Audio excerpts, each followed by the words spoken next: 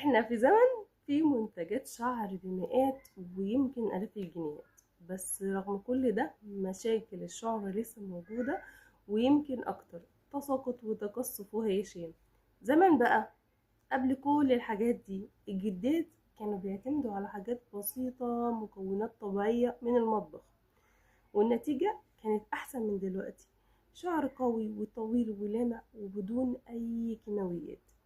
انا النهارده هقولك على 3 وصفات مضمونه، انا شخصيا جربتهم على نفسي وعلى ناس كتير والنتيجه كانت فرق رهيب. هنتكلم عن 3 وصفات: عصير البصل ومية القرنفل وزيت جوز الهند الدافي. بين الوصفات هقولك على حاجات تعمليها هتضاعف النتيجه. اول وصفه معانا هي عصير البصل. ممكن أول ما تسمعي الكلمة وتتخيلي الريحة هتقرري ما تكمليش الفيديو، بس صدقيني مفيش حاجة أقوى منه لتحفيز نمو الشعر. ليه؟ لأن البصل غني بالكبريت، ده بيزود تدفق الدم لفروة الراس، يعني البصيلة بتاخد أكسجين وتغذية أكتر. ده بيقلل التساقط، بيحفز نمو شعر جديد. طيب ازاي نحضر عصير البصل؟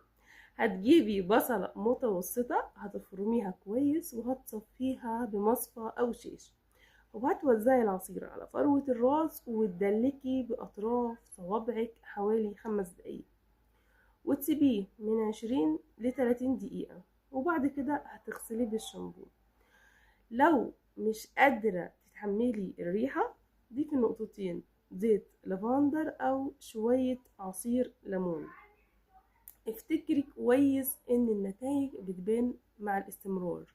جربيه مرة أو مرتين في الأسبوع لمدة شهر وهتلاحظي فرق رهيب. تاني وصفة معانا وهي مية القرنفل. القرنفل مش بس للتوابل ولا للشاي، ده غني بمضادات أكسدة وزيوت طبيعية بتقوي الشعر، بتحافظ على لمعانه وبتحميه من التكسر. طيب ازاي نحضر القرنفل؟ طريقة تحضير القرنفل: هتجيبي معلقة كبيرة من القرنفل وكوبايتين مية وتغليهم سوا من 5 ل7 دقايق وتسيبيهم يبردوا.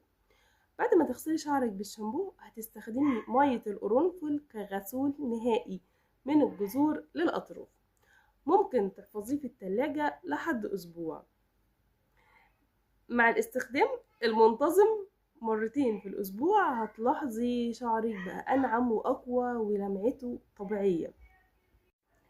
تالت وصفة هي زيت جوز الهند الدافي. ده بقى الحمام الطبيعي اللي بيغذي الشعر ويرطب ويعالج الهيشان، حقيقي رهيب. طيب هنستخدمه ازاي؟ هتسخني الزيت شوية لحد لما يبقى دافي مش سخن، مجرد تدفيه، وتدلكي فروة راسك بأطراف صوابعك 5 دقايق، وتغطي شعرك بفوطة دافية أو بونيه بلاستيك، وتسيبيه على شعرك ساعة على الأقل، وبعد كده تغسليه بالشامبو. لو انتي شعرك جاف جدا ممكن تباتي بيه والصبح تبقي تغسليه. الوصفات دي مش سحر، لكن مع الاستمرار بتعمل فرق رهيب رهيب رهيب.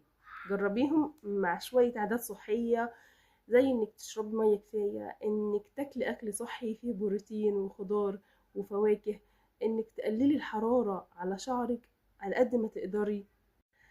قوليلي في الكومنتات انهي وصفة نفسك تجربيها الاول، ولو جربتي فعلا اي وصفة من دول ما تنسيش تقوليلنا نتيجتك، وما تعملي اشتراك وتفعيل الجرس عشان يوصلك كل وصفاتي الجديدة لصحة شعرك